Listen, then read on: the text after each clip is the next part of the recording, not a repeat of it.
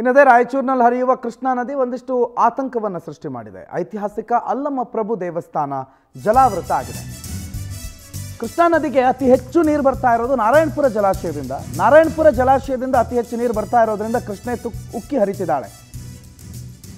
ಐತಿಹಾಸಿಕ ಅಲ್ಲಮ್ಮ ಪ್ರಭು ದೇವಸ್ಥಾನ ಜಲಾವೃತ ಆಗಿದೆ. ಅಪಾರ ಪ್ರಮಾಣದಲ್ಲಿ ನೀರು ಬಿಡುಗಡೆ ಆಗಿರೋದ್ರಿಂದ ದೇವದುರ್ಗ ತಾಲೂಕಿನಲ್ಲಿರುವಂಥ ಅಲ್ಲಮ್ಮ ಪ್ರಭು ದೇವಸ್ಥಾನ ಮುಳುಗಡೆ ಆಗಿದೆ. ಗರ್ಭಗುಡಿಯನ್ನು ಪ್ರವೇಶ ಮಾಡಿಬಿಟ್ಟಿದೆ ನೀರು. ಆ ಗರ್ಭಗುಡಿಯ ನೀರನ್ನು ಹೊರಗಡೆ ಹಾಕೋದಕ್ಕೆ ಹರಸಾಹಸ ಪಡ್ತಿದ್ದಾರೆ. ನೋಡಿ, ಗಮನಿಸ್ತಾ ಇದ್ದೀರಿ ದೃಶ್ಯವನ್ನು.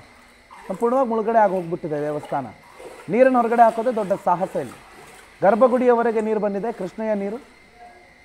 ನಾರಾಯಣಪುರ ಜಲಾಶಯದಿಂದ ಏಕಾಏಕಿ ಕೃಷ್ಣಾ ನದಿಗೆ ನೀರು ಹರಿಬಿಟ್ಟಿದ್ದರಿಂದ ಗರ್ಭಗುಡಿಯಲ್ಲಿ ಶಿವನ ಸಾನ್ನಿಧ್ಯಕ್ಕೆ ಕೃಷ್ಣೆ ಹರಿದು ಬಂದಿದ್ದಾಳೆ.